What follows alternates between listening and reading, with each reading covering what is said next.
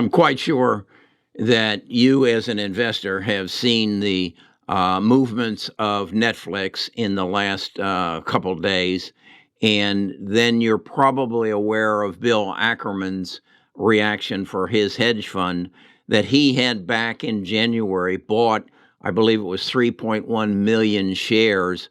And as a result of the earnings report, where subscriptions were down less than 1%, the stock tumbled 35%, and Bill bailed out, and his hedge fund took a $400 million loss as a result of it. I think it's worth our time to explore why he did that and what the circumstances were. And that's what I want to do on this video, because I think this is an opportunity to learn something from a professional in a sport that we're participating in. I'll be right back. This is not going to be financial advice. This is going to be financial education. Best of Us Investors presents Carrie Griegmeyer.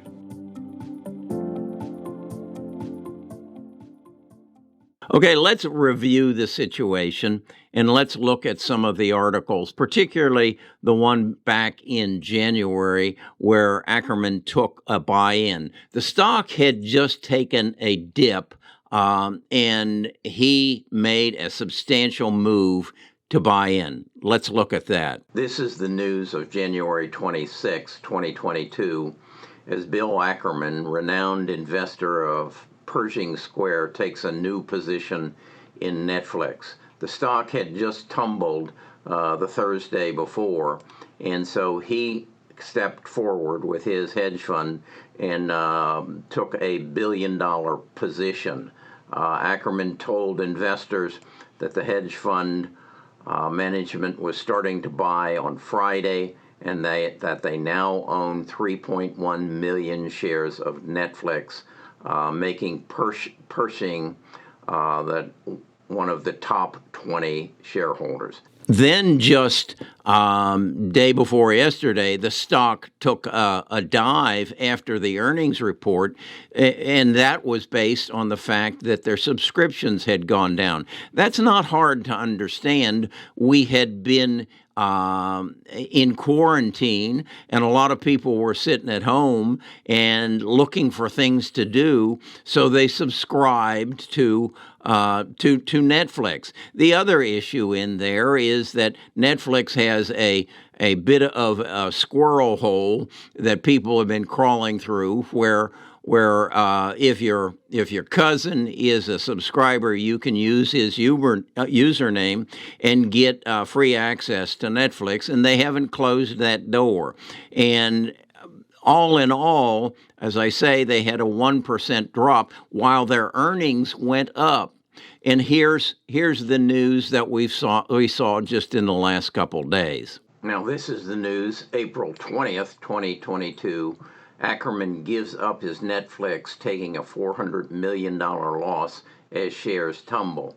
The article goes on to say that Ackerman liquidated $1.1 billion of Netflix on Wednesday, locking in a loss of $400 million as the streaming service stock plunged following news that it lost subscribers, which were actually and mounted to less than 1% of their subscribers, yet the stock took a dive of 35%. That's all very interesting and opens our eyes.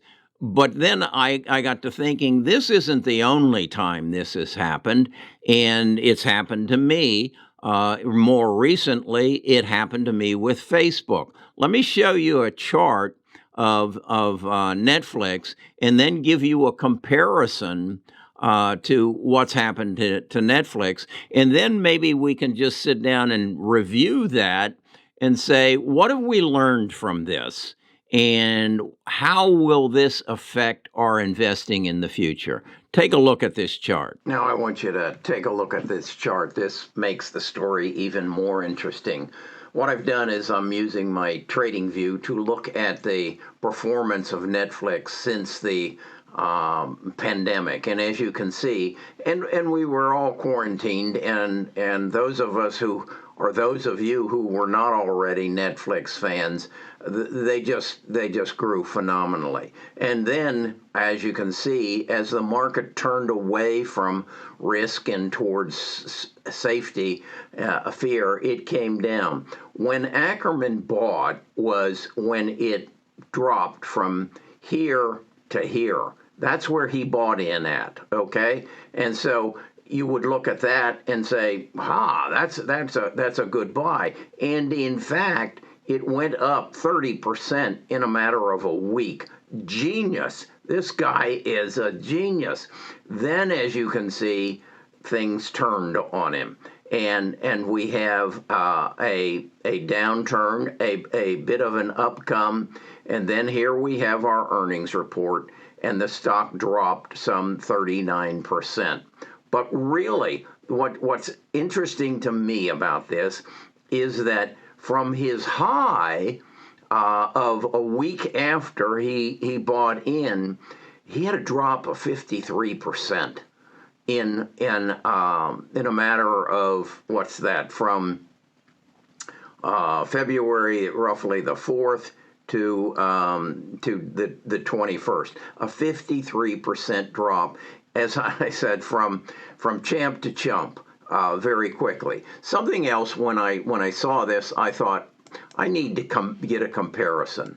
I need to look at Facebook, who has had a major downturn, and see how they look adjacent to each other. As you can see, Facebook was following kind of the same path, did well after the pandemic, experienced some bad times, and then got some bad news, and Facebook just plunged. Then look how these two just moved in tandem and moved up here. And what I think Bill knows and is considering is, yeah, I believe Facebook will come back, and yeah, I believe that Netflix will recover from down here, but how long is it going to take?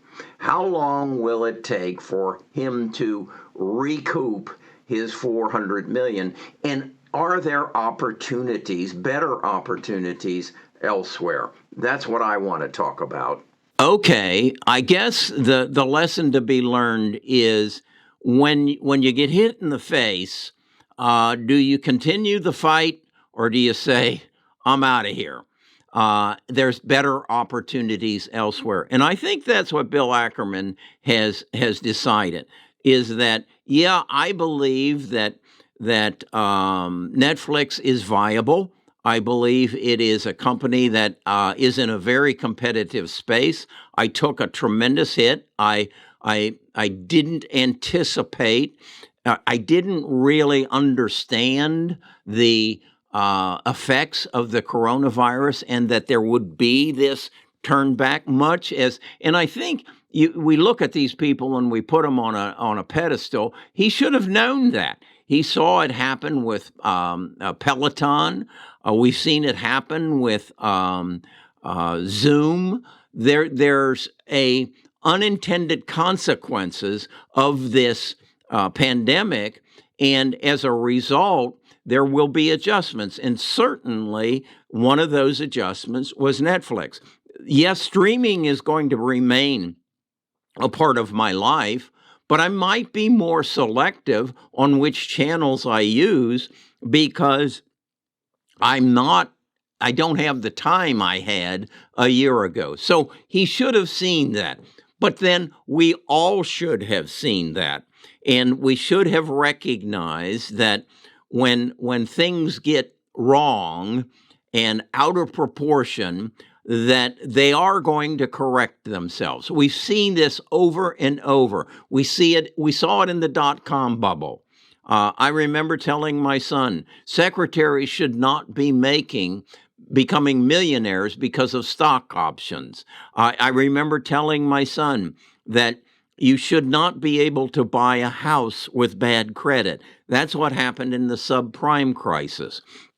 Well, when you see stocks like like AMC theaters and the silliness that was going on with all the SPACs, those things are going to correct themselves. So you need to look past it and say, where are my opportunities in the future? And when you get caught up in it, and your Neo crashes or your Netflix crashes or your Facebook crashes, you need to make the decision, am I better off holding on until this whole situation corrects, and will it come back? Or are there better opportunities right now that I could buy and my recovery will come back faster? Do I believe Netflix will come back? Yeah, I do. Do I believe Facebook will come back? Yeah, I do, because I believe Facebook will be a big part of the metaverse. But I also believe that Bill Ackman could look at, from my point of view, and say, Editus is down terribly.